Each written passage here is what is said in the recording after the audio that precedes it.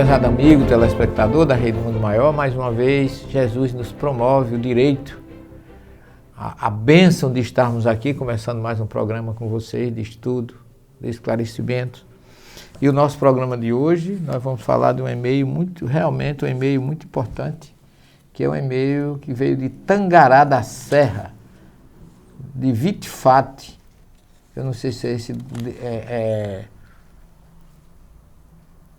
Lindauro Benevides Filho, aqui ficou meio misturado, mas é de Tangará da Serra, Mato Grosso.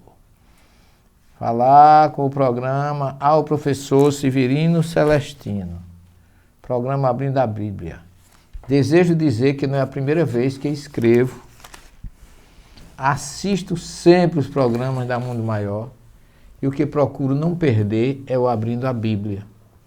Gostaria muito que fosse comentado o texto Ressurreição de Lázaro, descrito no capítulo 11 do Evangelho de João. Tenho lido muito esse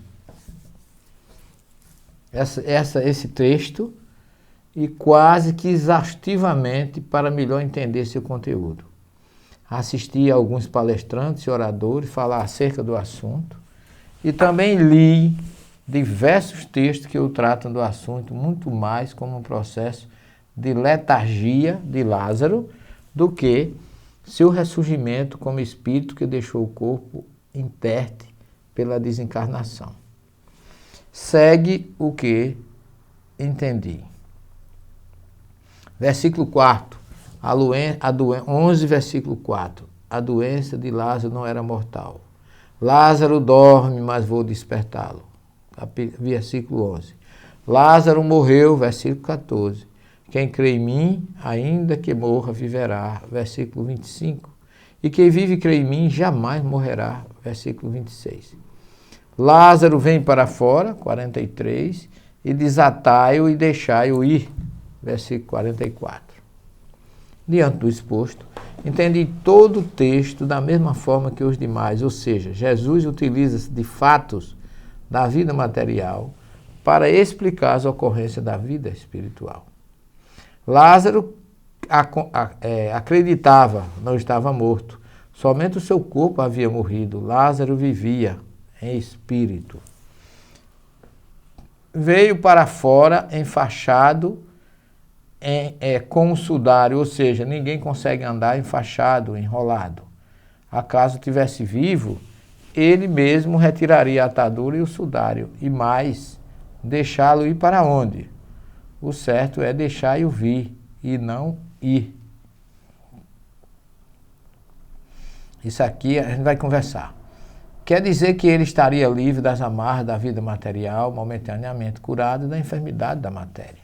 Por ora, minha opinião é que Lázaro morreu, e seu ressurgimento, ressuscitação, foi uma forma de ensinar, preparando todos os demais acerca do ressurgimento de Jesus. Ou seja, as pessoas, tal como muita gente ainda hoje, demorariam a crer que Jesus sobreviveria ao corpo físico, então o ignorariam se acaso surgisse mesmo aos seus discípulos, como ocorreu com Tomé. O capítulo 12, trazendo que Lázaro se encontrava à mesa com Jesus, vejo nisso um acréscimo para justificar a sua aparição, para confirmar o milagre e poder de Jesus. Desnecessário para muita gente que já compreendeu a presença de Jesus na Terra. Outra informação demonstra a dificuldade de entender o texto como letargia, é que os doentes daquelas enfermidades, lepra, Simão o leproso, Mateus 26,6, não conviviam com seus parentes, eram escorraçadas no meio dos sãos, principalmente pelos próprios judeus. Sendo assim, eles não poderiam se achar consolando Maria e Marta.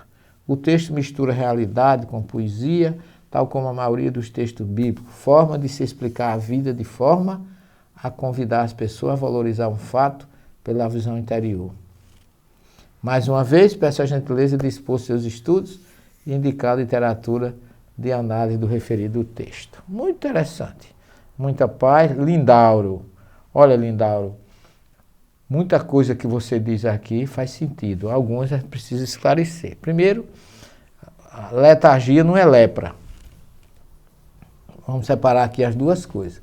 Letargia, inclusive, você pode ver, eu lhe aconselho você ler o Livro dos Espíritos, da questão 400 a 425 a 450. Kardec estuda muito aí o que ele chama de emancipação da alma.